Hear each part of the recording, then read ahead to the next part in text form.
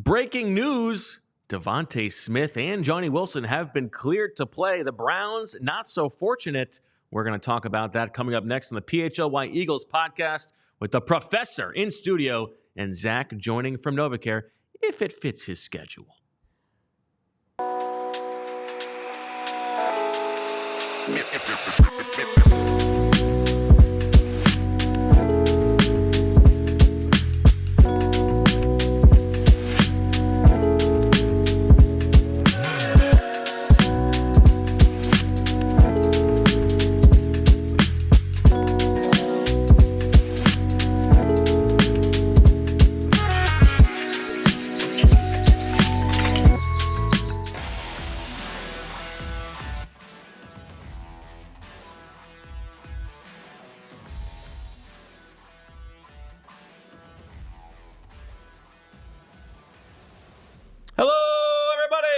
And welcome to the PHLY Eagles podcast on a Friday, 2 o'clock, presented by Bet365. Download the Bet365 app and use code PHLY365 when you sign up. Whatever the moment, it's never ordinary at Bet365.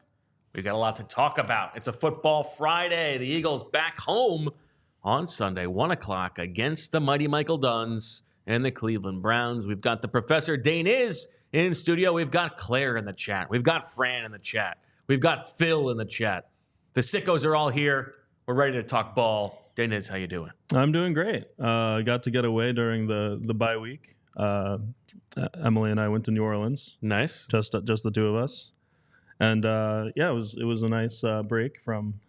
I love being back here, but it was a nice break from thinking about the Eagles for a few days. And as you were, I'm sure going to nice restaurants, watching, maybe listening to some music, out and about, were you asking everybody in town why Clint Kubiak kept staying in big personnel against the Eagles? Well, it's funny. One thing we discovered while we were in New Orleans is that like half the people who at least work in the restaurant and bar industry in New Orleans are from Philly. Oh. We were both walking around in Eagles hats and stuff, and so people would immediately be like, I'm from Delco or whatever. And so like there was a lot of Eagles talk.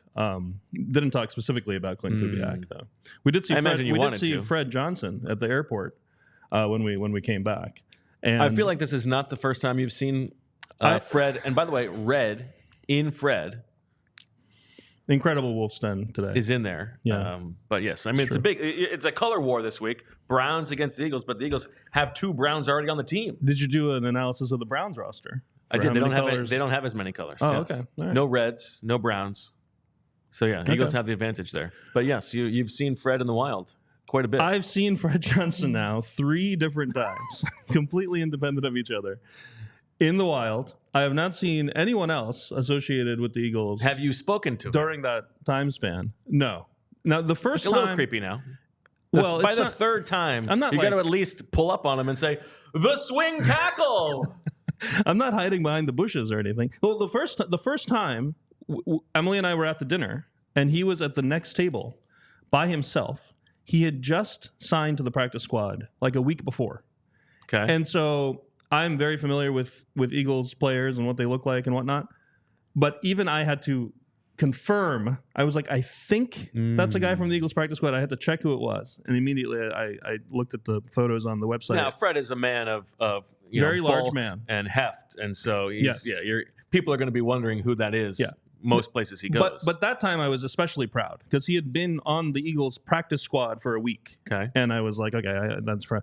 And this is, of course, back in the days when there was Fred versus Roderick, who was who, which one's which. That's right. Yes. That's right. Yeah. Johnson and Johnson, of course. That's exactly the kind of thing I was trying to confirm with the website. But then, 2 times I've now seen him at the airport. One was at the end of OTAs. I guess he was headed out of town then. And then this one was at the end of the bye week, headed back into town.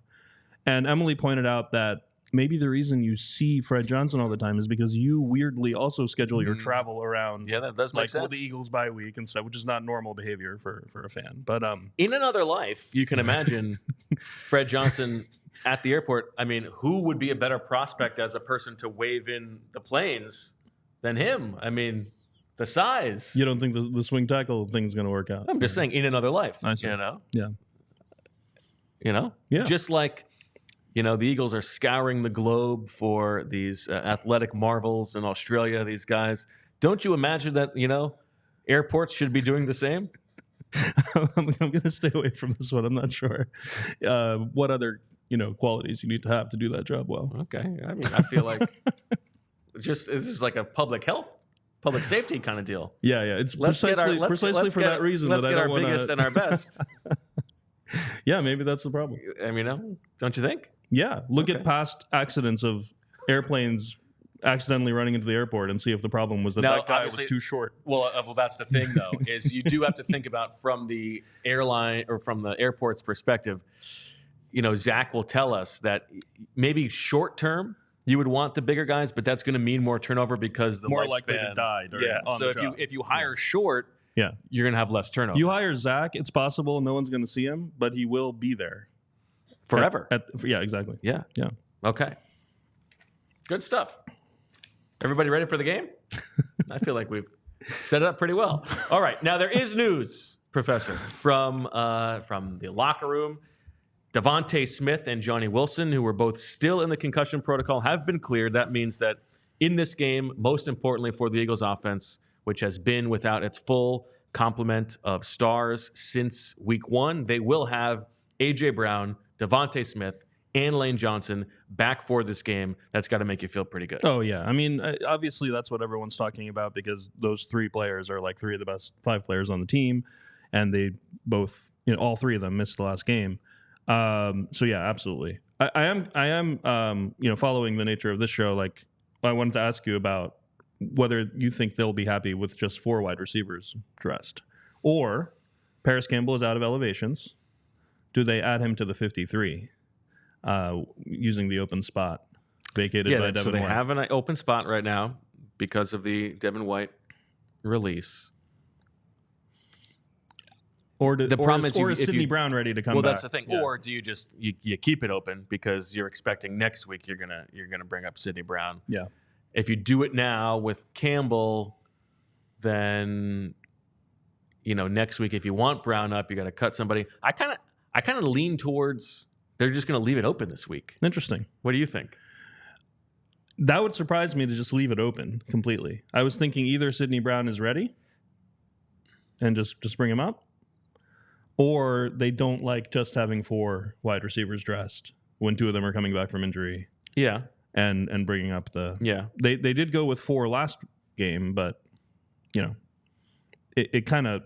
Not that I don't know how much it mattered given the way the game went, but 2 of them were out for parts of the game, right, and they had to play entire series of 12 personnel for that reason. Right. Now you could argue, like, what's the difference? Like, it was going to be, but well, seriously though, like, Paris Campbell? Is there a huge delta between Paris Campbell being on the field versus them just having Calcaterra on the field? Yeah. Or, can Will Shipley get out there? I don't know. Sirianni said in the presser today that his numbers people told him.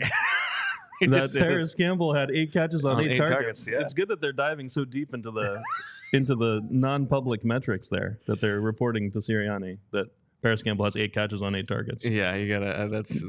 I feel like that's probably not the numbers, people. I don't know. And if so, are they happy with the fact that that's the way that they're being used? The numbers people should be telling them about the midnight green uniform numbers. Okay. Since we're starting off the show with a bunch of nonsense. 13 and 16. Give us the esoterica. 13 and 16 now with the Midnight Greens under Sirianni. 25 and 6 otherwise. That's like, I mean, what do we have this week? I'm not claiming. Oh, it's Midnight Green on White again. Okay, so the goal is, I'm not claiming causality here, but this is crazy. But you also think it's statistically significant enough now that there's something fishy going on. I'm surprised, given the amount of superstition that I know sports teams, organizations tend to have, that they're not at least trying like a different pants with the jersey or something. Like that they're still going with the exact same, combination. And what would you recommend? I would love to see Midnight Green on black once. We've never seen it. Okay. Ever. They've never done it. All green. I'm not into the all one color thing.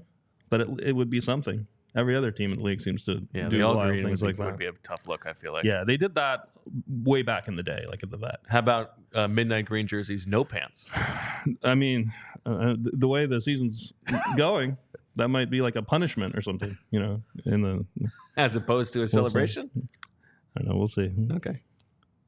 Well, good thing we didn't have anything to talk about. Yeah, today. good thing we didn't have anything to talk about. Now, quickly for the Browns. Meanwhile, things go in the other direction for them injury-wise. They are going to be without both safeties, or starting safeties at least in this game, Grant Delpit and Ronnie Hickman. That means that presumably old friend Rodney McCloud is going to be getting the start.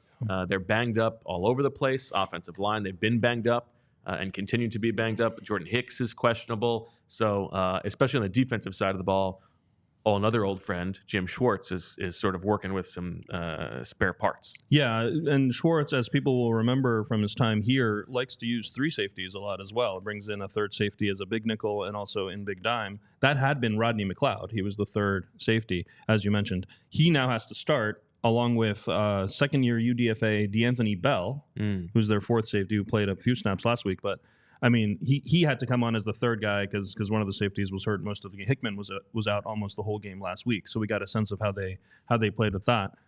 Delpit is a guy who is like a tight end matchup, plays in the box kind of guy, and I'm not sure if they're going to be comfortable using DeAnthony Bell that way. McCloud at the current age that he's at, like I don't know if you want him that way either. So yeah, I don't know. It'd be interesting. There was a nice moment in the game yesterday, in the game last week, watching on film when Zach Ertz dropped a ball and McCloud kind of taunted him afterwards. Really? And I thought that was like a very cute that's fun. moment for like fans of the 2017. Yeah, where does Rodney McCloud rank is unfair, but how high esteem do you hold him in? I was a much bigger Rodney McCloud fan, I think, than the average Eagles fan. And I thought you're a bigger most things fan. Well, no, but relatively. That's true. I'm a bigger Fred Johnson fan. Yeah. No, I think Rodney McCloud, I went to UVA and so did he, but I will, like, full disclosure on that, but that's not why. Like, I don't follow UVA football at all. Like, I didn't watch him play a single game of UVA football. So that's not the reason. Mad. What's that? Now Zach's going to be mad, but go ahead. Oh yeah, because I'm just not into college football. We've talked about that. But when I was in college, I watched college football. That's congratulations. That's and when I was in high school, I watched high school football. Okay. And I thought now that you're in the NFL, you're watching NFL football. And now that I'm a professional, I watch professional football. See, I think that this is like the appropriate. Like, you don't watch like 7th grade basketball like once you're not in 7th grade or you have a 7th grader or something. But anyway, like I just think. Speak for yourself. No, well, I don't want to get into that. But the Rodney McCloud, Malcolm Jenkins combination was awesome, and I thought they complemented each other really well. And because Malcolm Jenkins was like the coolest, Eagle ever, it took away a little bit. I think so. From Rodney McCloud. I think he was one of the more underrated players from those teams, based on like him actually being very good. Yes, and there were actually like his best season might have been. I don't remember if it was 18 or 19. Yeah, it was one of those when the team wasn't as good, but he was just having like an incredible year, overlapping zones, like doing a bunch of things that like I didn't really know he could do so well. And it's really impressive that he's still in the league too. Yeah, I agree with that. All right, let's talk about this matchup, this side of the ball, the Eagles offense against the Browns defense, which we touched on yesterday with Fran. But the things that are on your mind, and I guess your faith that getting those 3 stars back is going to be enough of a salve that we're going to see a high-powered offense on Sunday. I mean, like, they're playing against a good defense. Like, there's no guarantee that that's going to be the case. I have like bigger kind of philosophical, fundamental questions about this offense. Sure, let's talk about it. And look, I haven't been here in 2 weeks, and you guys have talked about it a lot in 2 weeks. So I don't want to repeat too many of the things you said, but I have been wondering, like, about your comment coming into the season about the Frankensteining of the coaching staff, right? Especially on offense. Mm-hmm. Like on defense, they brought in a bunch of guys. Fangio brought in a bunch of his guys, whatever. On offense, it's like they brought in an OC and a quarterbacks coach who seem to be the people that the quarterback talks to. But then everybody else, the pass game coordinator who seems kind of important. Like, wouldn't you want the pass game coordinator to be someone the offensive coordinator wanted to have? Mm-hmm. Like, and the pass game coordinator is Kevin Patullo, who's like Sirianni's guy.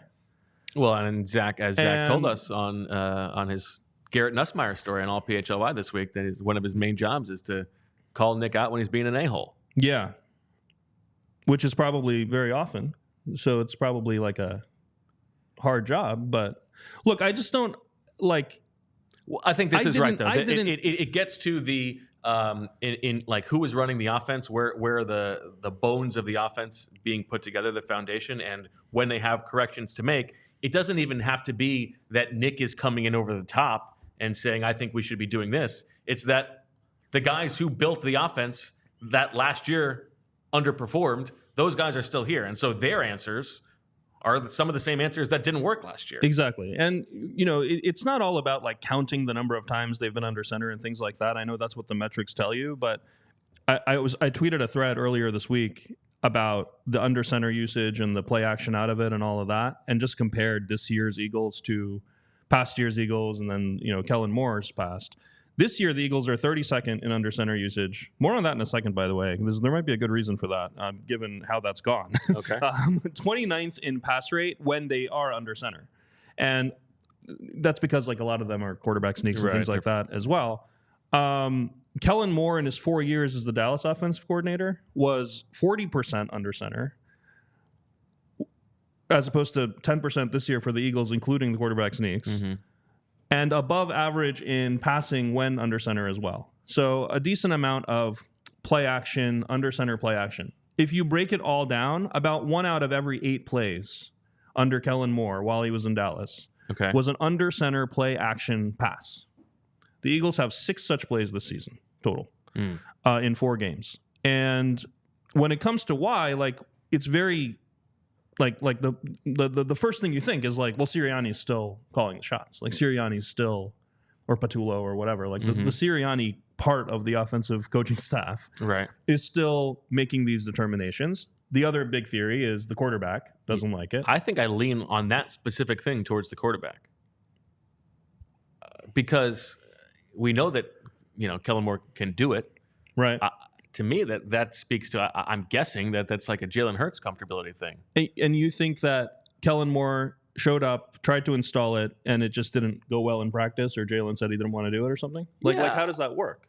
I would imagine that it's this part of the process of, like, what do you like? Are you comfortable with this? Okay. And they go through it, and Jalen thinks that he's not super comfortable with it. Interesting. I don't know. That is pure speculation. Now, the quarterback on under center runs just hands the ball off. Right. You would think he doesn't have that much of a preference with that part of the playbook. So I went back and I just looked at all the times. But all of those, so many of those runs are tush pushes, right? No, like running back runs. Okay. Running back runs from under center. So here's what I did. I went back and looked at all of the plays where the Eagles ran real plays from under center. Mm-hmm. So 9 quarterback sneaks, 5 kneel downs, 1 spike. Take those out.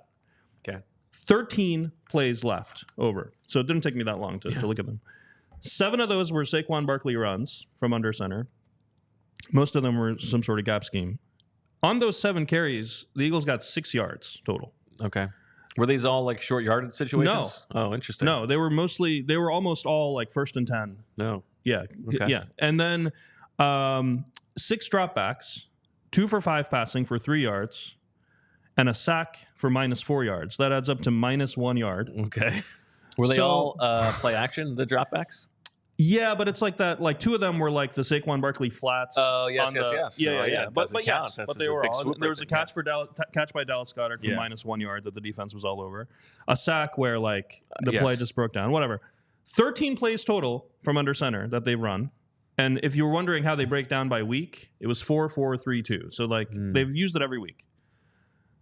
2 for 13 success rate and 5 yards. Mm-hmm. Not 5 yards per play. 5 yards total on 13 plays. So coaches get spooked when things don't work. I am wondering if some of it is just that like we suck at this. Yeah. Like it's not just that like, good quarterback doesn't like it or it's not in the playbook or whatever. Yeah. It's like we're losing 5 yards on these runs because we don't know how to block it or we don't practice it or whatever. It's also the thing that was responsible for the most traumatic play of the season. When Saquon dropped, right? Oh, yes, the drop. Right? The drop on 4th down or 3rd down. So maybe that's why they just it brings up bad juju. And the very first play of the season, when Saquon slipped and lost 5 yards, was one of these. And maybe that was a sign of things to come. Like this under center thing is not going to work. Okay.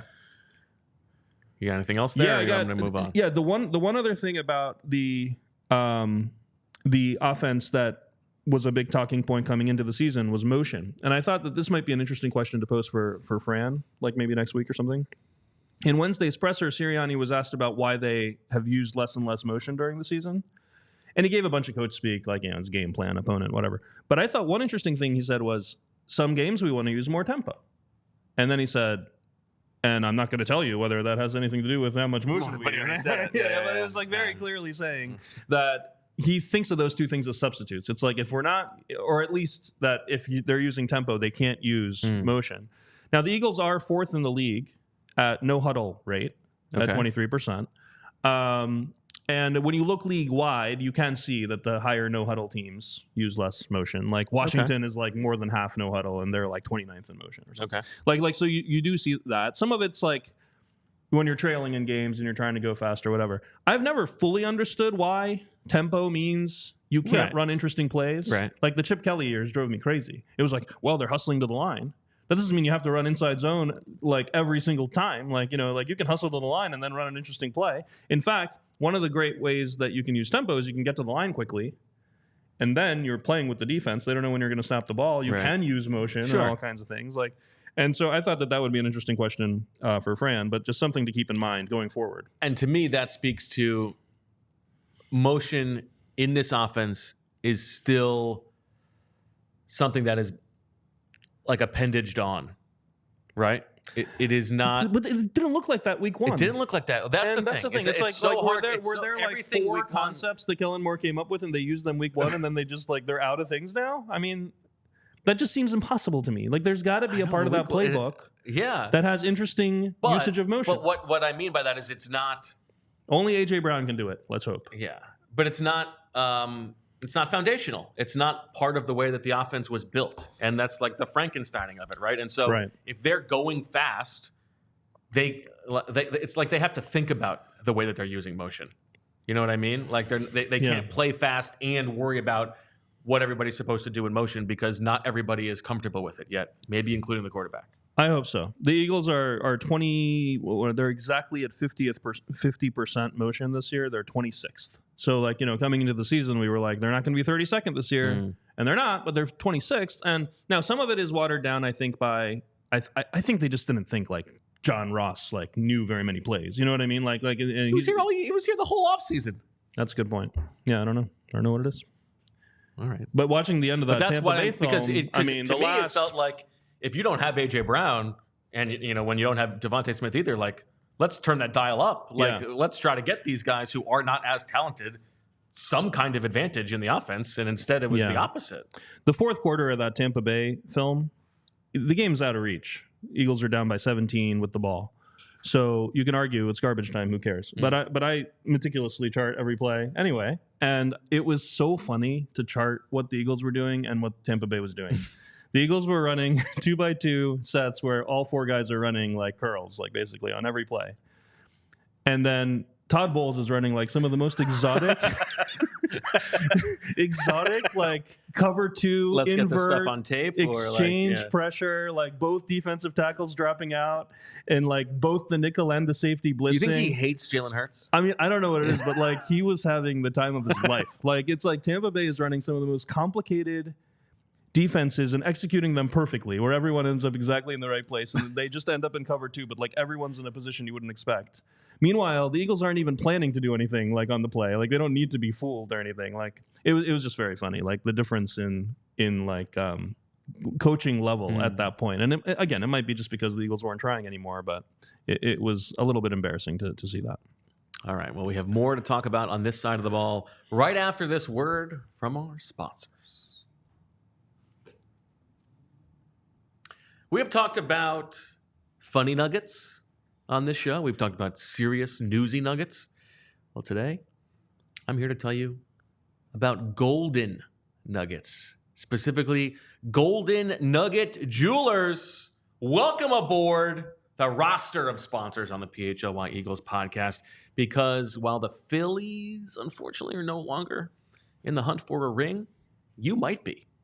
And if you are, Golden Nugget Jewelers is the place to go.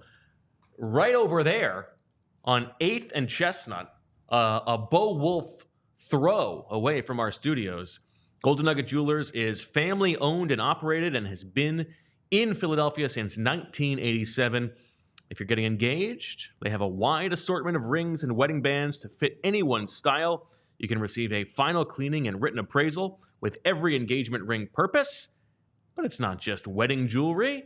You can find watches, diamond necklaces, diamond bracelets, earrings, and so much more at Golden Nugget Jewelers. You deserve an expert and the best price. Golden Nugget Jewelers, where Philly gets engaged. Head over to goldennuggetjewelers.com to learn more. And now, I'll tell you about our friends at Constant Contact. That's right, a back-to-back newbie situation here. You have year-end goals. Constant Contact has what it takes to help you meet them faster. No matter how experienced you are with digital marketing, Constant Contact has the tools to make your marketing run smoother. Sell more, raise more, and build more genuine relationships with your audience with Constant Contact's suite of digital marketing tools, all made to fast-track your success. You don't need to struggle anymore with expensive, slow, and unmeasurable approaches to marketing your business. Instead, tap email marketing that helps you create and send the perfect email to every customer. Own the smartphone by adding texting to your marketing strategy. Connect with over 2 billion people on social media with an all-in-one tool for posting and sharing, and sell more online in less time with Constant Contact's powerful e-commerce tools. Time to put the go in your 2024 business goals with email, social, SMS, and customized marketing campaigns built for you in just a few clicks. Ready, set, go to ConstantContact.com/allcity and start your free trial today. Go to ConstantContact.com/allcity for your free trial. All right, Deniz, let's talk about the quarterback. Yeah. One Jalen Hurts, and your thoughts on the way that he is performing when in rhythm versus out of structure, and sort of the time to throw breakdown. Yeah, so a lot has been made about how he's holding the ball a lot, and that's leading to turnovers, and that's certainly true. I looked at the next gen numbers on what happens when he gets rid of the ball under 2.5 seconds versus when he doesn't. He's 7th in the league in EPA per dropback when he gets rid of the ball quickly this year, under 2.5 seconds. The problem is only 35% of his throws have been quick like that. And he's 23rd when he holds it long, in part because of the turnovers. Now, it was, yeah. No, I was going to say, first of all, it tracks with the eye test. Yes. Second of all, we talked about this, I think, earlier this season after week 1 or week 2, how it was similar. And this also tracks with him historically. This has been the case for him over his career. Well, that's the thing that was interesting. When I looked at the breakdown by year, at these exact things. So basically, I'm looking at how good he was on quick throws, how good he was on slower throws, and then how often he threw quick. Okay. So there's 3 different things. And so this year, again, he's good when he gets rid of it quickly. He's bad otherwise, and he's not getting rid of it quickly very often. When you go back to his first season, 2021, he also didn't get rid of it very quickly, but his most productive plays came on those longer, wait to create, kind of thing. He was 30th on quick dropbacks. Interesting. And 7th on the longer developing dropbacks. Now, this is EPA per dropback, which is all I have access to from next gen. It's not success rate. So like turnovers could be doing a lot of this. Like I'm not sure. In 2022, his best season, it was more like this year, where he was very good on quick, not as good. It was 8th in quick and 17th otherwise.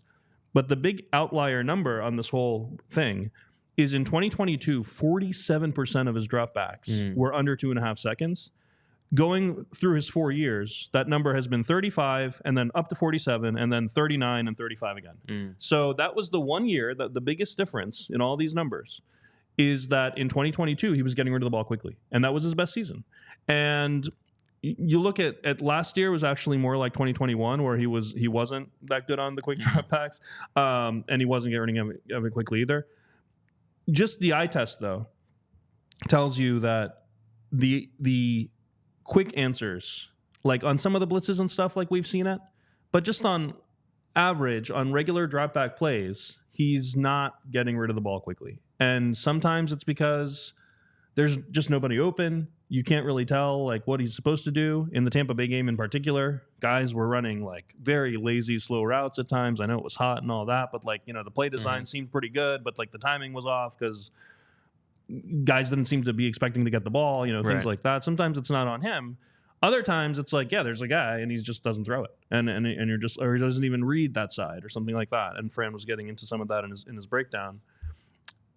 I think for this offense to reach its potential, it can't just be Jalen's waiting for A.J. Brown to get to a point on the field and throw him a jump ball, right? Like it just can't be that. I mean, I know it was that at times in 2022, but I'm just not sure like if just those guys coming back is gonna do it. Now at the same time, I think there is some hope there because if you're trying to explain those numbers, it doesn't have to be either or. But the two obvious explanations are either the structure of the offense was much better in 2022, or Jalen is hesitant and is not willing to pull the trigger quickly onto tighter window throws.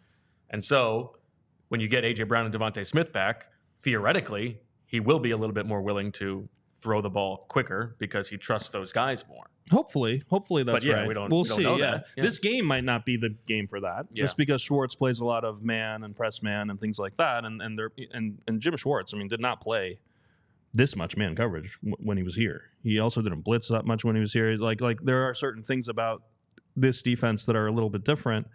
They play the most man coverage in the league at 47% of the time on dropbacks. That's number one in the league. They're also third in the league at blitzing, which is not what we think of from Jim Schwartz, and 11% big blitz on dropbacks. That's fourth in the league. And so he's not as into that like exchange stuff. Like he's adding guys to the four.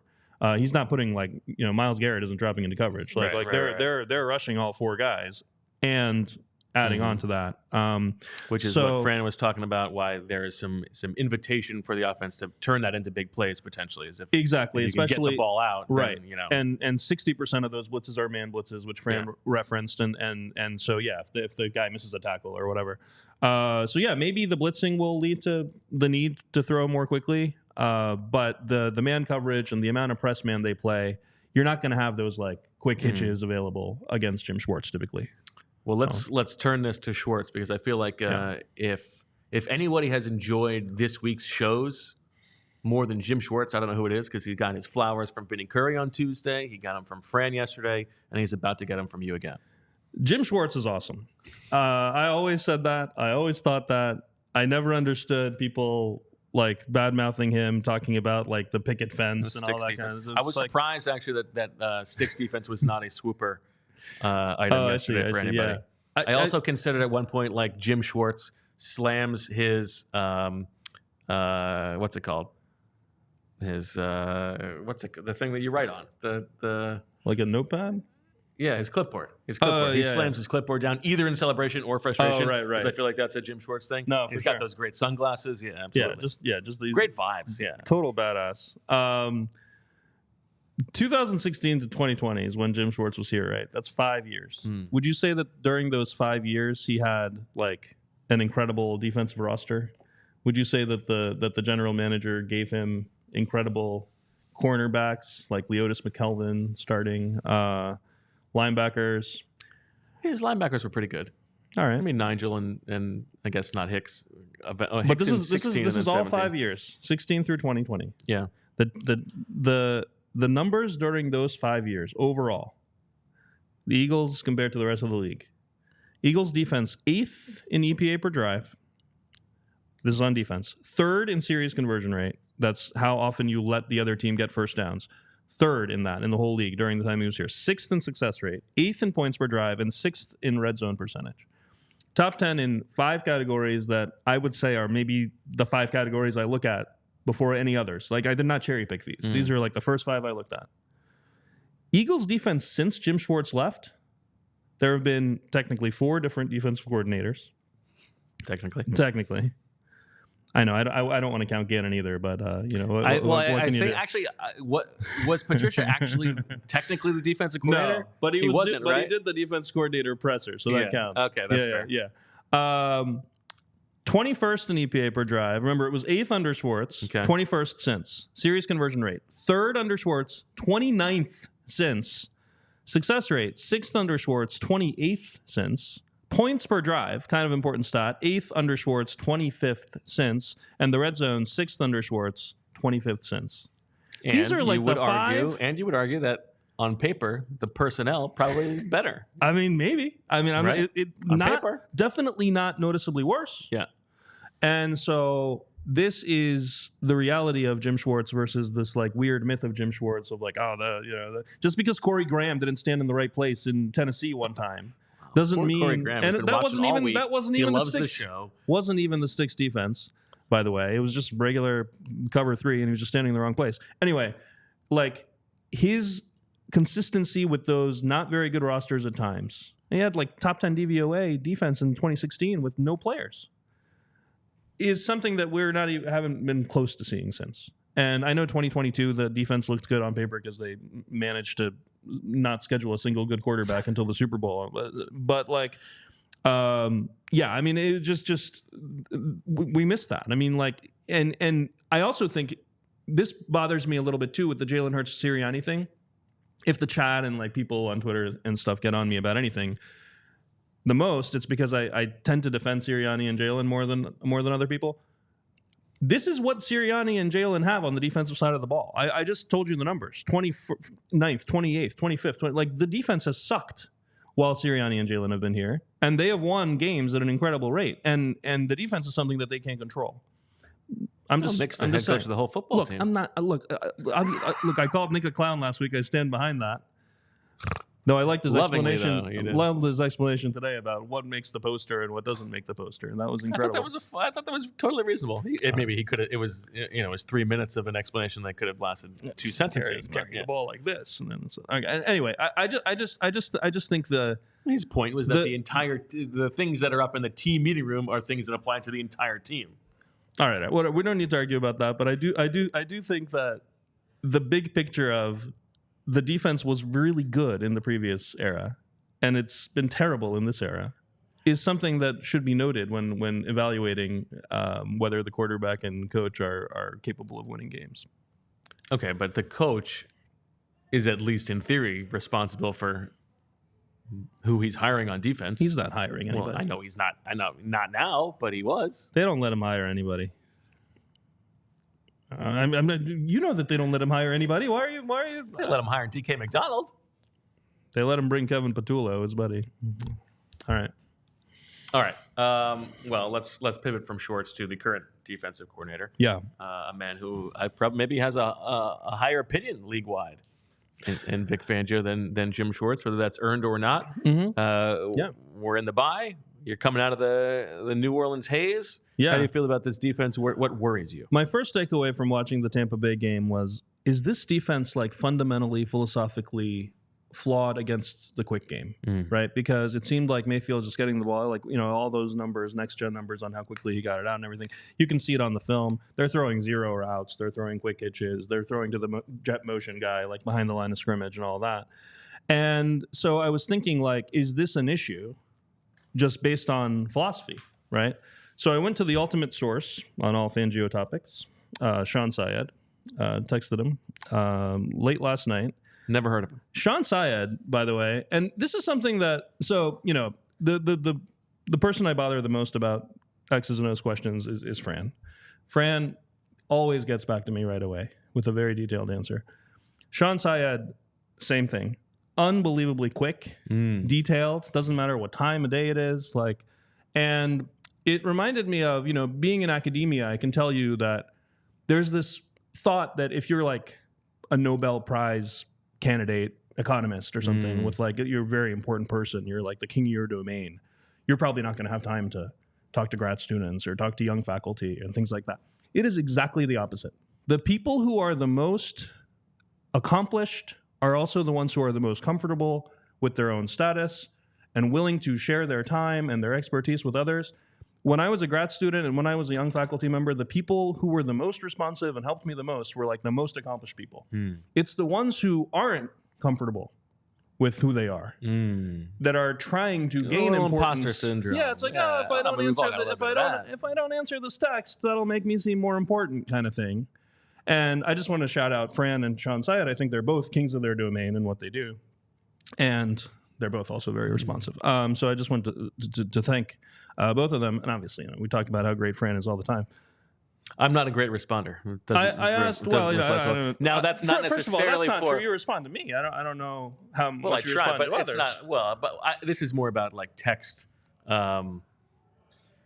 No, but I'm talking about people who don't respond for a week, and then write like, "Oh, sorry, I was busy" or whatever, and it's like, "Come on, were you really?" But whatever. Yeah, sure. What I asked Sean Syed, sorry about that like weird interlude there, is I asked him, would you say there's a consistent history of Fangio's defense is struggling against the quick game, like based on just how it's structured and cornerbacks can play off, or Fangio said himself, like the cornerbacks have freedom to play tighter. So maybe that's it. But is there something about the general Fangio structure of starting with two high safeties and giving up a lot of cushion more often than, say, a Jim Schwartz defense, which never plays with two high safeties, always starts with one safety in the post. Even when they play cover two, they start with one in the post and usually inverted or something like that. Is there something about that structure that lends itself to being open to quick throws? And Sean immediately got back to me with some numbers on this. He said, if you look at the quick throw success of opponents, the Eagles are like 18th this year in that number, looking at it by EPA per dropback. Last year, Miami was 14th. But then if you look back at the Denver years, they were top 10 every time. So there's no consistency that way. And he thinks that the main reason is because in past stops, his corners were playing tighter. And that he thinks it's more of a player thing. And he said that if you could measure, like after the safeties rotated and everybody's in position, if you measure the distance between the corner and the wide receiver, he thinks watching this year's Eagles team that these corners are just playing further off. And he doesn't think that that's like a Fangio philosophy thing. Now, he did also say that if you look at throws behind the line of scrimmage, so checking it down to the running back, things like that, the Eagles this year are 20th in EPA per dropback in that number, and Miami was 29th last year. Denver wasn't that good either. He does think that that's one where Fangio philosophically allows those throws, and then using his words, using Sean's words, he said, roll the dice on making the tackle. And we know that this year, between CJGJ and Nakobe and a bunch of other guys, Avante Maddox, like we've seen big missed tackles that have led to big plays, and that obviously is what's driving these numbers. So shout out to Sean. Yeah, totally. So the question is now, he's like, next time I text him, he's like not going to text me because he's like, okay. But I guess the question is then, like, if that's something that can be cleaned up by just telling the corners to play tighter. Right. And by the way, the outside corners are talented, good players. They should be good, like the strengths of the defense in terms of the roster makeup. That is what is frustrating to me, I think. Yes. So you wonder, and it didn't look like, I don't know. Like it's hard to tell when you just look at it on film. Like is Quinyon Mitchell like standing 9 yards off because he's afraid of Chris Godwin? Doesn't seem like the kind of guy to be afraid of Chris Godwin. You know what I mean? So it's like what's the reason for this? The other thing Fran mentioned the other day, which you're seeing a lot, is guys just not communicating. Like Avante Maddox is turning around and he's like, like what on earth? Like who's supposed to have him? And it's hard to tell, too. You watch, and you're like, did Keely Ringo mess that up? There was like a snap of two-man on dime, which he used a lot last week for some reason. First time I've ever seen Fangio, like, at least in the time that he's here, hadn't used that before. And those snaps were awful. Like, I mean, like, guys think that they're passing each other off. They weren't. Guys were running wide open.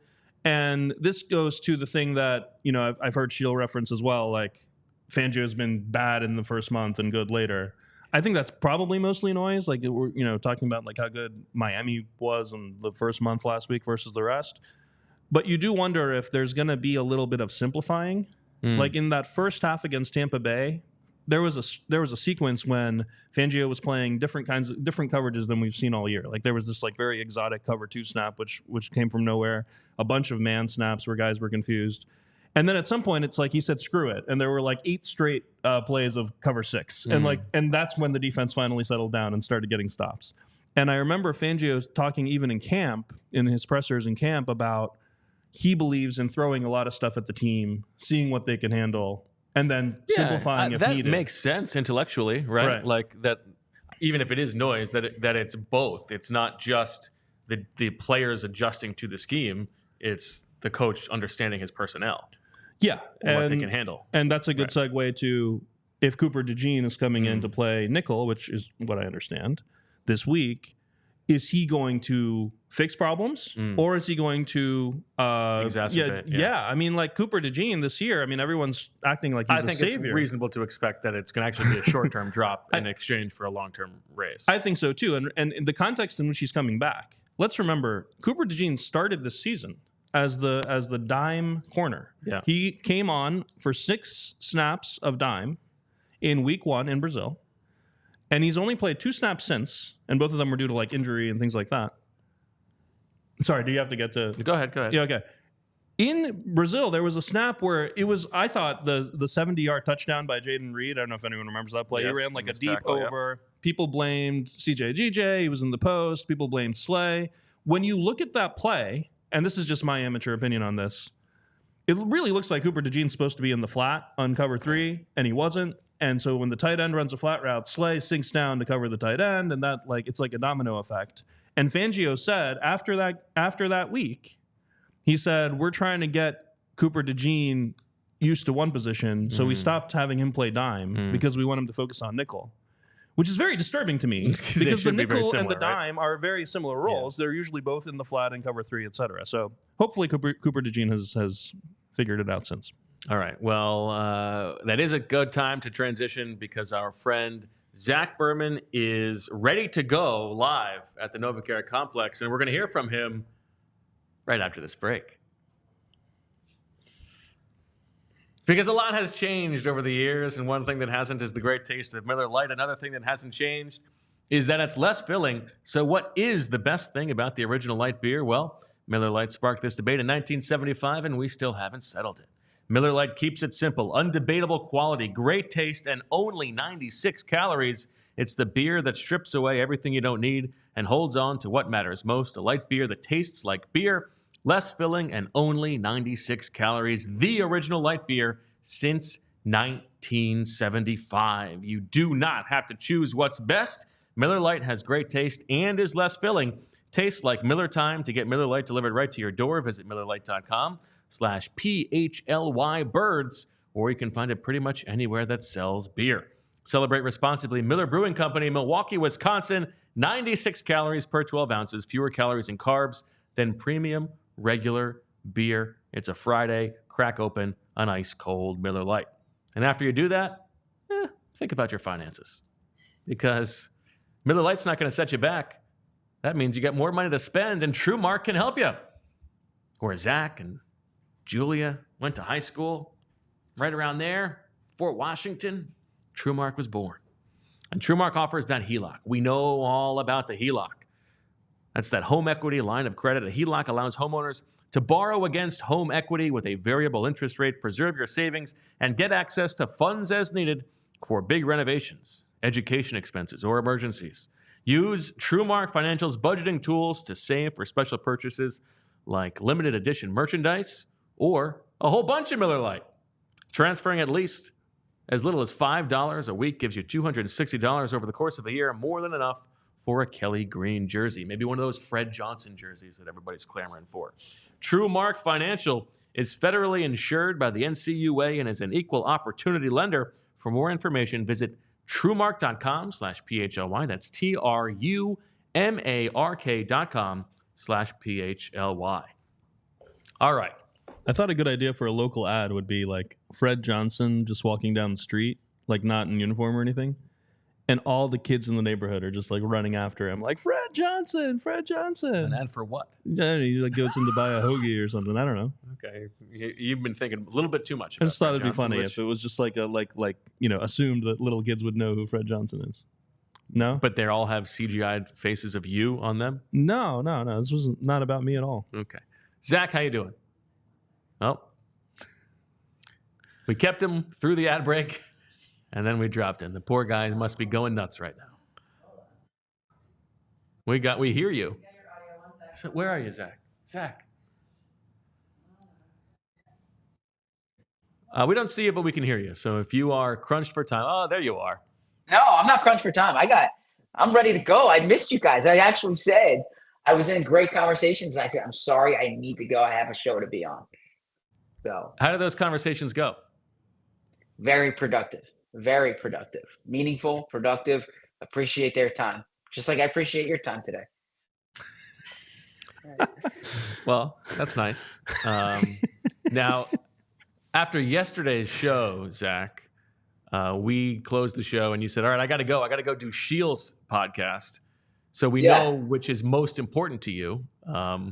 Do you have anything else on your schedule this afternoon? Did you hear that nugget that Zach dropped on Shields' podcast about how the Eagles players have hotel key cards? That seemed like something that would be really interesting to share with our audience. I thought that was fascinating, and I'm almost sure I haven't heard it on this show. I know that I haven't heard it. Guilty as charged there. Yeah, it hasn't come up organically in our conversations like it did on yesterday's show. No, I was in the locker room today. Among those I spoke to were DeVonta Smith and A.J. Brown. I should say DeVonta Smith has cleared the concussion protocol. So he will play. It's his first time speaking since that hit. He said, it's been a minute. It's been too long, as I would like to say to DeVonta. I always enjoy catching up with DeVonta. For the hit itself, he felt that the whistle should have been blown. He didn't feel it was a dirty hit necessarily because the whistle hadn't been blown, but he feels like the whistle should have been blown. So he doesn't blame the player; he blames the ref. Essentially, yeah, he should have been dead there. Yeah, he remembers everything up until he walked into the locker room. Wow. And then that's scary. But it's also scary that it took 19 days to get out of the protocol.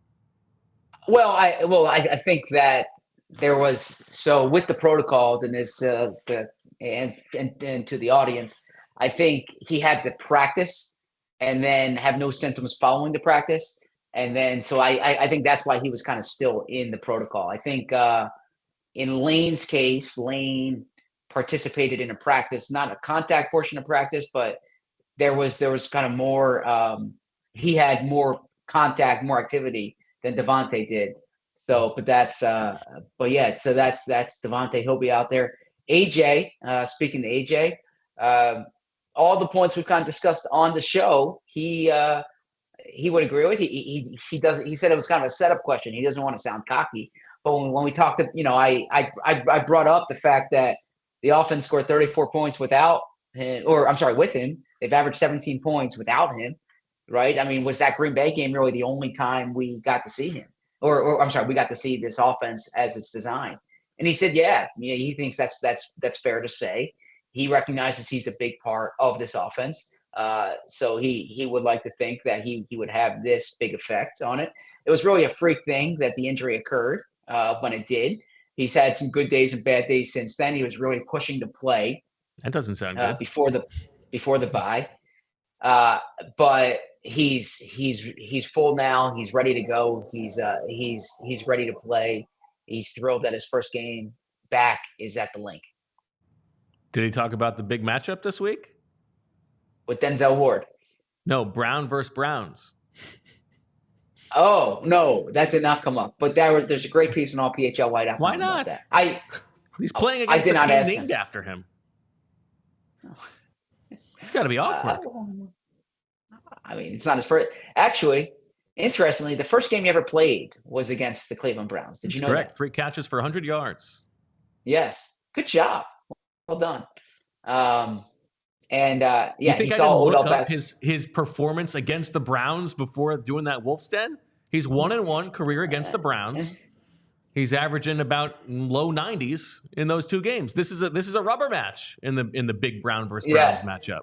And this is the first time, I believe, he's ever had a teammate named Brown on the team. So this is the first time he gets to be the Browns against the Browns. Yeah, Sidney Brown. Some of us knew Sidney Brown though right away, as opposed to like upon. But that relationship you and Thomas Booker are building is awesome. I mean, that was really enlightening and enjoyable and funny. I need to know more about Thomas Booker's 1, 2, and 3 because he's the fourth, right? Yes. Well, I hope I we think get it was his more and father, more. his grandfather, and his great grandfather. Oh, okay. Thank you. Yeah. Thank you. Okay, what gave it away? So that was those are the big topics in the locker room today. Everyone wanted to speak to AJ and DeVonta, but it was nice catching up with them. It had been a minute. Otherwise, practice. It looked like everyone was out there. I know Nakobe Dean has been on the injury report, limited with an ankle injury. Nakobe's going to play. I spoke to Nakobe about this yesterday. Nothing to worry about. Don't assign an injury on him, he said. I think I said that on yesterday's show. But yeah, this team's gonna be completely healthy, relatively speaking, going into Sunday's game against the Browns. Any interesting nuggets that you've been saving for our audience that has not come up organically that you'd like to offload? Interesting nuggets. So I talked to you guys yesterday about the Jalyx Hunt nugget, about the Landon Dickerson nugget, about the Darius Slay nugget. Wow, compared to the hotel keycard nugget, these are. Is the hotel keycard that interesting of a nugget? Yeah, I think it's interesting. That they have their core, that they have custom key cards with hotel key cards that have the 5 core values. I mean, that's a little. Is that I don't know, is that like very normal in the corporate world or something? I don't know. I'm not the one who reported it. Huh. So there's and in the team's indoor facility here, they have this. It's like the core value logo, which is it looks almost like a dartboard with the core values around them, and they kind of geared toward the middle section or point toward the middle section. It's that logo that's on the back of the key card that the players have. Interesting. Yeah. So when they're thinking about breaking curfew and going to the club, they look at that and they're like, I can't do it. Have you laid eyes on one of these hotel key cards? I have laid eyes on one of these hotel key cards. Wow. Mistress talk on a Friday. Wow. But first off, no, don't ever accuse me of that. That is inappropriate. No, it was sitting around in the in the locker room after the game, right? You see it on the floor, right? Eagle eye. Yeah, you have to use all your senses when you report. Yeah, who tastes good? Well, I was actually thinking about this recently. Julie is losing it, by the way. No, I think one of the things that I'm really working on as a reporter here is not being licking like your subjects. No, let me finish here. Is I think in my career I've been a little too rigid about my journalistic integrity. Like I feel like my journalistic integrity is uncompromised, right? But there are things. So I'll give you an example. And this is something that's really bothered me. I did a story at the Washington Post on a heavyweight fighter named Tony Thompson, and he was fighting for the heavyweight championship of the world. And I watched he was fighting in Japan. The fight was in Tokyo.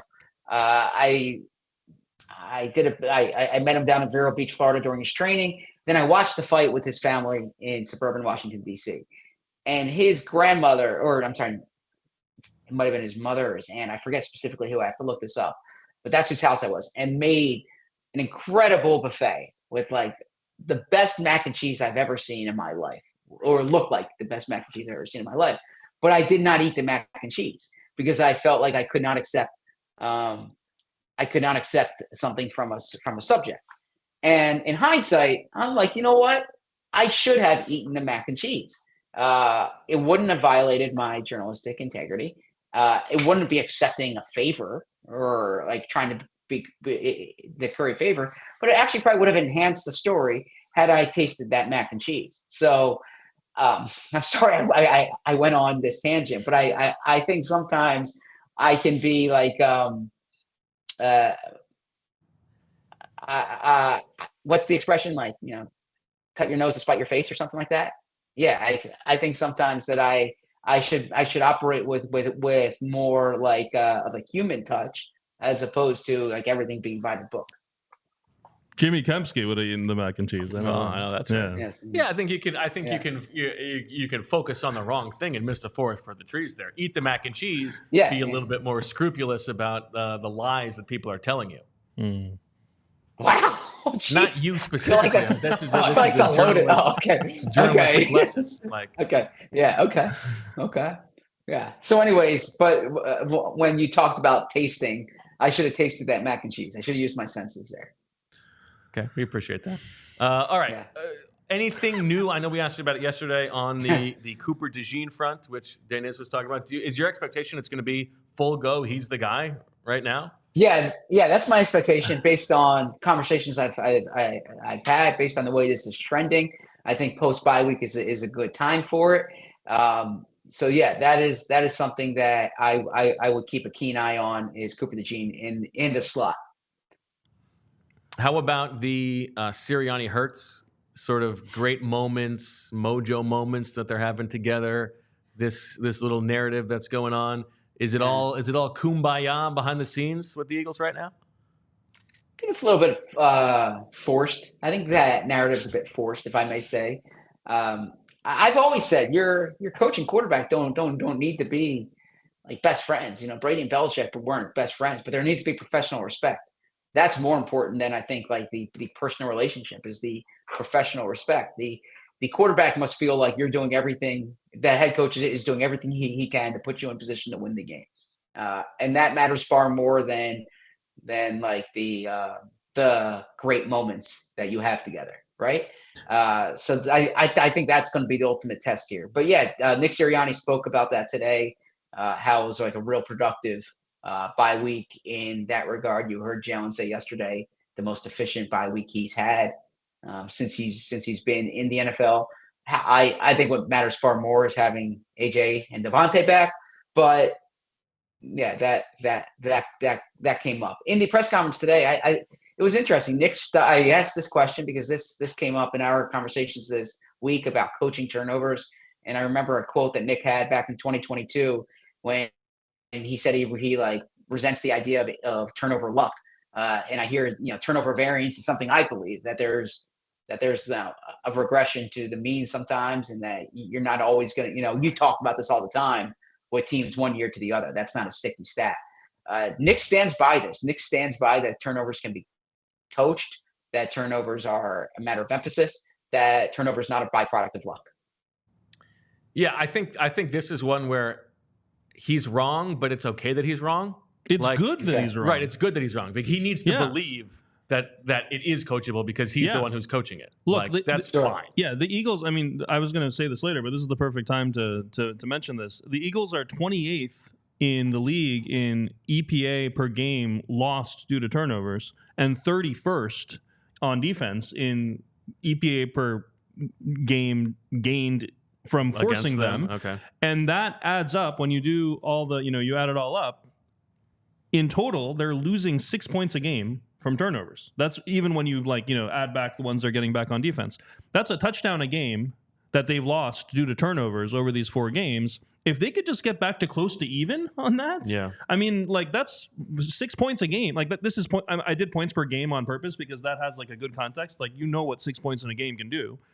That's that would be enough to suddenly make this a good a good team with a good record. And so hopefully it's just random and it's not because of the coaching and all that, because if it's because of the coaching and all that, we're screwed, right? It's the same coaches, it's the same, you know what I mean? It's you need this to be random. Yeah, and also and I actually do believe that this might have been part of your conversation on whatever that other podcast was yesterday, Zach, but all of the focus on the turnovers and ball security and all that. I mean, you got to force them on defense, yes, but on offense, it's just Jalen. Jalen's just making bad decisions. Absolutely, and it's points off the board too. So it's not just that he's turning it over; it's where he's turning it over. I brought up the stat on Monday that I got from the EPA. The EPA captures that perfectly. The 6 points is coming in part because of where the turnovers are. Yeah, that's a good point. I loved the Swooper submission yesterday that the Eagles haven't recovered a fumble this year, right? And I think and Nick talked about this today, right? Yeah, I don't remember. No, how many, but I don't remember how many were They're forced. one of- There were a couple. That But you were said they're bouncing one of around, 3 you know, teams. but Yeah, you said they're one of 3 teams, right? One of 3. yeah, 3 teams that has hasn't not recovered recovered one. fumble. Yeah. Mm-hmm. Yeah, and fumbles are the type of thing. I spoke to players about this week where it's literally like the bounce of the ball sometimes, right? A fumble can bounce into you, a fumble can bounce away from you. I think an interception is a little different there, and you can talk about like stripping, but you can have a great strip and then the ball bounces out of bounds, right? Or the ball bounces inbounds, you pick it up, you scoop and score. So that's where I think that when I talk about turnover luck, that's what I'm referring to, is that there are times when Right, but you got to force more fumbles to Sure. for the Yeah, I mean, like JOK for That's Cleveland not made a play last week where he just like punched the ball out. It was awesome. Yeah. Like, you don't see guys even trying to do that. You know, like some of it is like, yeah. But anyway, he's a heck of a player, by the way. Like he's one of my favorite players on the field this weekend. He's just a joy to watch. I love him coming out of Notre Dame, and he's been awesome. Did you throw a party last week, Zach, when Isaiah Simmons did something good in a football game for the first time in his career? Did you see that? I did not throw a party, no. But if you're referring to like how I view players like Micah Parsons and Derwin James, and Micah Parsons, James. Yeah. I'd like if that's what you're referring to, that I find versatile players to be appealing in the draft process. Yeah, I JOK. had to check the roster to make sure it was the same guy because he made a like JOK, guys like that. Yeah. If that's what you're referring to, then absolutely. Players who can do everybody knows things. that the great thing about Micah Parsons is that sometimes he gets to play linebacker. That's what makes him. I think the great thing about Micah Parsons is that he is a chess piece. I think the best thing about Micah Parsons is that he's one of the best 4 pass rushers in the league. That's what I think. Yeah, but you can use him to rush the quarterback in so many different ways, right? He can rush. Yeah, it's not just one way. I mean, he's so athletic and so versatile. But that's besides the point. Okay. We'll have that conversation. Yeah. I'm teetering on the edge of actually getting a little bit annoyed, but we're gonna. You don't say. Yeah, the day does end in Y, right? Okay, now I am annoyed. It's harder to sit between you guys when one of you is on a screen. That was a joke. Anything else from? By the way, JOK not one of my favorite players on the field this weekend. I only have one favorite player on the field this weekend, and everybody else is tied for dead last. Michael Dunn is my favorite player on the field this weekend, but yeah, I mean, I do really like Myles Garrett is a joy. I was talking about Thomas Booker, but okay, yeah, you guys are. Yeah, no, Michael that Dunn, was a great conversation. I hope everyone checks that out on allphly.com. I love when the Wolf stand appears. Anything else, Zach, worth mentioning from the locker room and the press conferences this week? Well, and just do you have a prediction you want to get on the record? I'm sorry if this was covered. I am curious. I'm genuinely curious to see what the Eagles do about that roster spot. I'm assuming that roster spot's going to be Sidney Brown, that 53rd roster spot. I know there was a question today about Paris Campbell. The only way Paris Campbell can be on the team is if they bring him to the 53. I don't see why they would bring him to the 53. You have DeVonta and AJ back. But the one thing I'll say is that the CJ Uzomah signing is interesting in that if you wanted to cut Jack Stoll, basically, you could use practice squad. You could use 3 weeks of a practice squad elevation for CJ Uzomah and then bring back Jack Stoll in 3 weeks if that's something you wanted to do. I don't think they'll get cute with that, but that there is that potential. I'd like to see more Jack Stoll and less Grant Calcaterra, who's not good at anything. Well, it's not even more or less. It's just that why are they? As Fran has pointed out, why are they both on the field and Grant Calcaterra is the one blocking? Yeah, I mean that's just. I mean, like he's been so bad at that. I think Grant Calcaterra is a better receiver than Jack Stoll. That's fine. Yeah. I mean, that low bar, but sure. But. Yeah, I mean the motion guy or the whatever guy, and like sometimes you don't want to always have the same guy be that guy or whatever. But I mean, come on, like. Speaking of CJ Uzomah, Zach, you did tell us you were going to try to get to the bottom of the Caden Stearns roster shenanigans. Do you have an update for us there? I don't have an update for you there. No, I've been working on some other things, but I will Patrick Concerns will be back though. This Cleveland team is interesting to look at. A lot of former Eagles on this team. Some of the you can't have favorites when you cover, but some of the guys I've enjoyed covering the most here: Rodney McCloud, Jordan Hicks, really fun characters when they were here, real productive players. That front office, you have Cat Hickman, you have Andrew Berry, Andrew Berry's brother Adam. There's a good piece on PhiladelphiaEagles.com right now. There's going to be 35 family and friends from the Berry family will be at this game on Sunday, so look out for that. My prediction. Very exciting. My prediction is what? My prediction? No, the Berry is in attendance. I wish I wrote that story. Yeah. I said very exciting. Oh, very exciting. Oh, I didn't. You're clever. You are clever. Thank you. Yeah, you had a great line yesterday when I was listening back when Fran was doing the ad reads, and you said something like, "You'll sell that." That was a good pun. That was a really good play on words. So you can listen back. It was really good. My prediction. Let's get to my prediction here. Okay. What in the world? So I like this Browns team better than their record indicates. I don't know what's going on with Deshaun Watson. I think Nick does have like a little bit of I think Nick Sirianni still sees Deshaun Watson as that player who was awesome in Houston. But the Deshaun Watson that you see on film right now is not that player from Houston. I think game script matters here. I think what you're going to want is you're going to want to get a lead early. I am curious if the Eagles win the toss, given the fact that they struggled in games, if they choose to receive. That's not what they do. At starting, the slow starts. Maybe if you get the ball quickly, you play you play with a lead. I think the crowd. I know they shouldn't think about this, but this crowd, and I'll defer to Professor Selman on it. This crowd will be really ugly if it's like a 7-3 game. If the Eagles are losing at halftime. I mentioned this on the show yesterday. This is a fan base that is still in mourning over the Phillies. They're looking for like a reason to be excited. I think this is one of those games where if you want the crowd to be into it, you want to jump to an early lead. You want this to be one of these like fun Eagles games. So that's something. Crowd dynamics wise, you don't want the ball first. I mean, because if it doesn't go well, I think the downside of the offense having a bad drive is, I don't know. I guess the defense, like allowing a touchdown drive, would be bad too. But which like the Browns have, that's less likely. Been pretty good on their opening drive. That's true. That's true until the last game.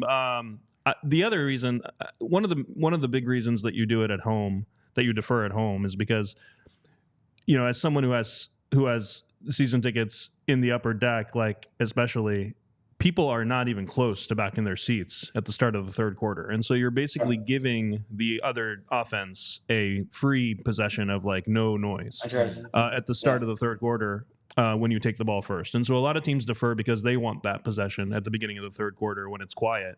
It would be quiet on offense anyway, but like that, by the time your defense is out there, the crowd is back in their whereas seats. They are there for kickoff most of the time.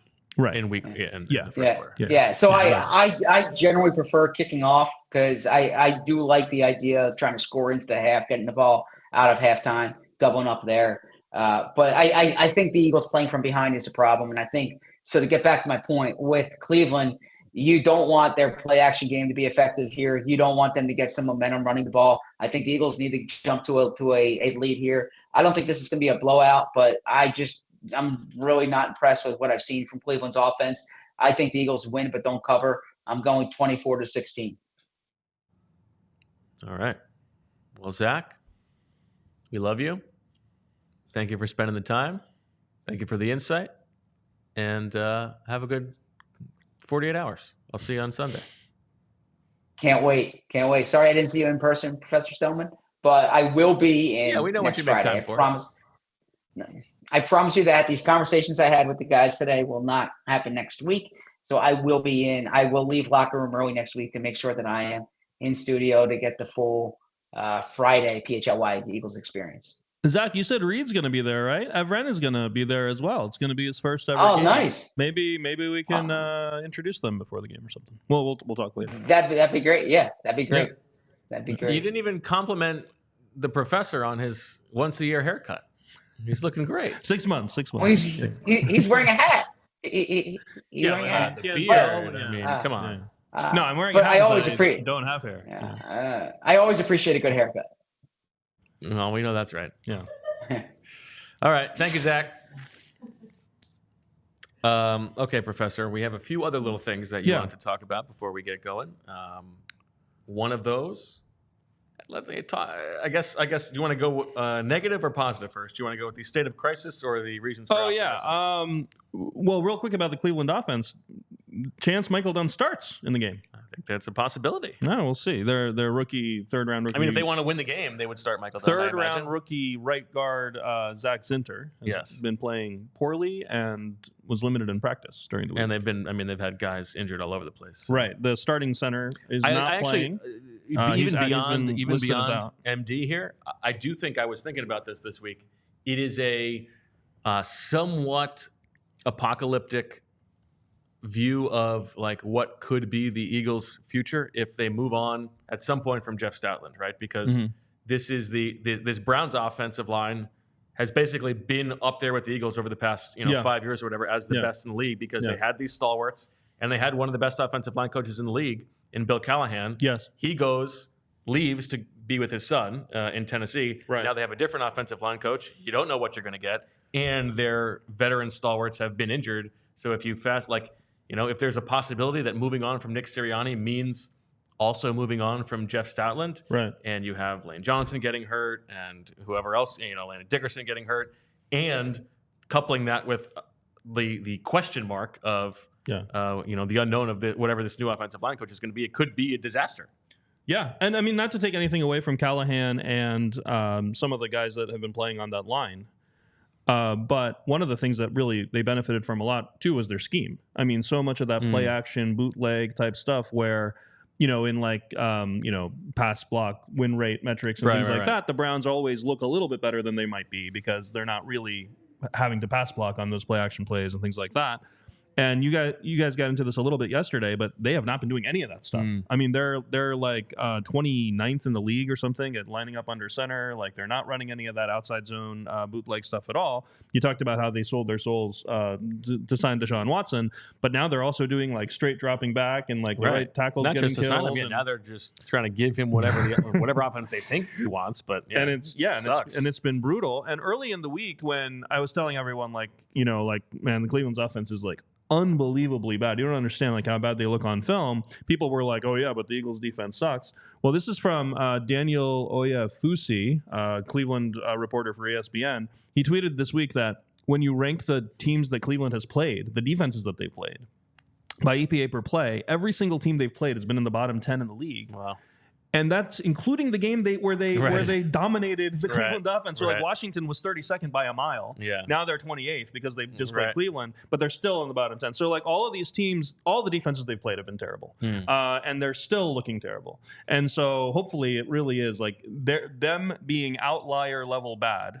Like 32% success rate or something, when like normally every team in the league is between like 43 and 49 or something. Like that's not a thing that has a lot of variance. They are off the charts bad in everything. And so if that team is moving the ball up and down the field against this defense, we have major problems. So unless it's a reverse Kubiak. Yeah. I don't think we need to talk about the state of crisis. We got into it enough with the Sirianni talk with Zach. Yeah. Reasons for optimism. Number one, Evren will be at the game. It'll be his first ever game. He's very excited. So that means we don't know. It could be a disaster. Yeah. He might not ever want to come to a game again. People have asked me like, how old does Evren have to be for you to take him to a game? And I've jokingly said like, I don't know, like 27 maybe, something like that. Because I don't talk to the person I go to the game with. I have my notes, I have my binoculars, I have my radio headphones in. Like I'm not talking to you. I'm certainly not going to walk you to the bathroom or anything. So I am not taking Evren to the game, just for full disclosure. He just go at the seat. We got him extra. That's good. At the vet. That would have been the norm. My dad. Shout out to my dad. He, as a birthday gift, wanted to take Evren, so I got 2 extra tickets in our section. Like so we're all going to be together. So nice. Emily's going to sit next to me. She's used to me just ignoring her during games anyway. And Evren will sit with my dad and teach him a thing or two about the Eagles, because he knows a lot more about the Eagles than my dad does. So nice. Yeah. That. So that'll be fun. That's reason number one. Reason number one. Lane, AJ, and DeVonta coming back. We already talked about. We talked about the noisy turnovers as well. The last thing I want to get into, and I know people have been talking about this, but just to put it in context, the Eagles' schedule so far, based on like how the teams that the Eagles have played have been doing well, has been one of the toughest in the league. Like, we wouldn't necessarily expect it to be like that, but Tampa Bay, Atlanta, New Orleans are all playing better than we thought they would be. From now on, it's the 3rd easiest in the league.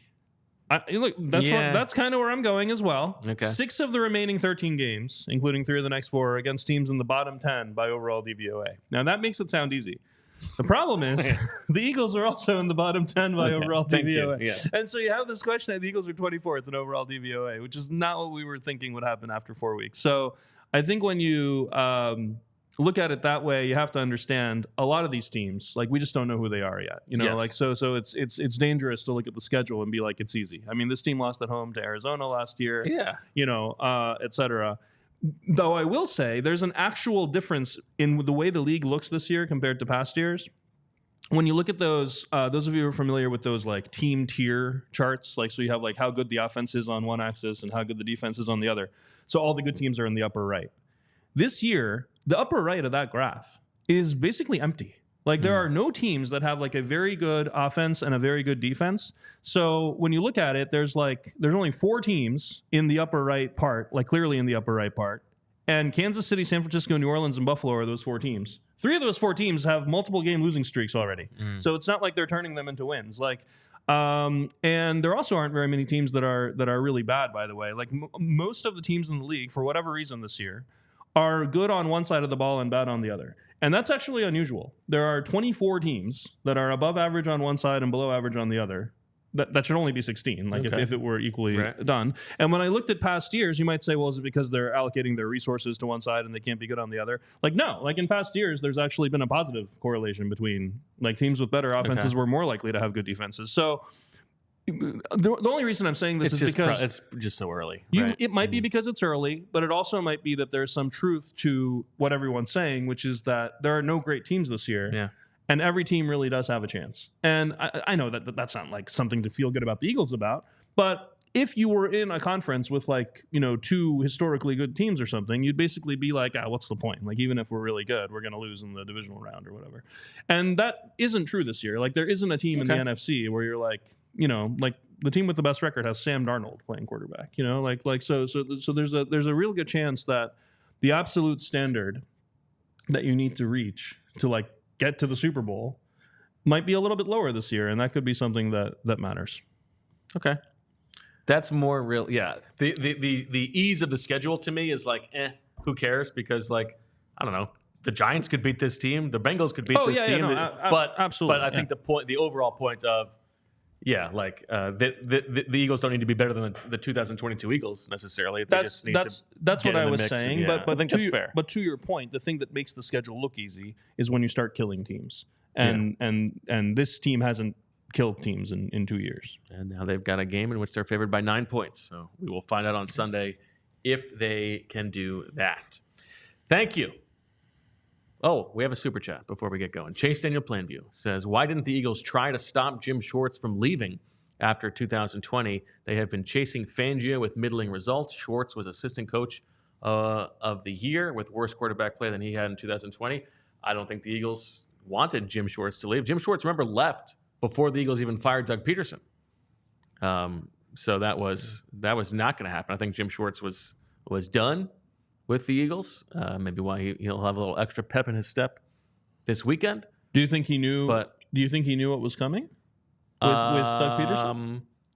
I think he probably knew that it was a possibility. Yeah. Yeah.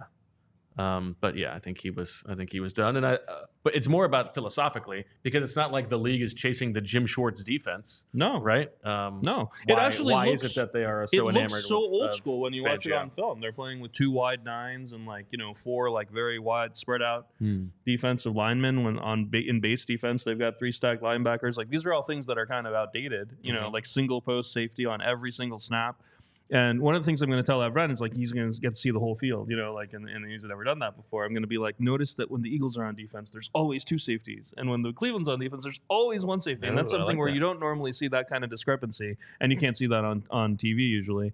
And that style with the 1 high safety is kind of outdated. You're right. It's not the trend or anything like that. But it was the best defense in the whole league just last year. Yeah, exactly right. All right. That'll do it for this episode of the PHLY Eagles podcast. Thank you to Zach for making the time down in South Philadelphia. Thank you to Deniz for making his appearance here in studio. Thank you to Julia for making it all happen, and all of the sickos for watching the show live. We will be with you on Sunday. 3 shows. The kickoff show at 12:30 with Fran Duffy, Jamie Lynch. The halftime show with the 2 of them and potentially Vinny Curry as well. And then the post-game show, giving you all the analysis and reaction that you need with those 3 and myself. We look forward to it all. Enjoy the weekend, everybody. We'll talk to you on Sunday. And as always, we love you. We all silly like the mayor.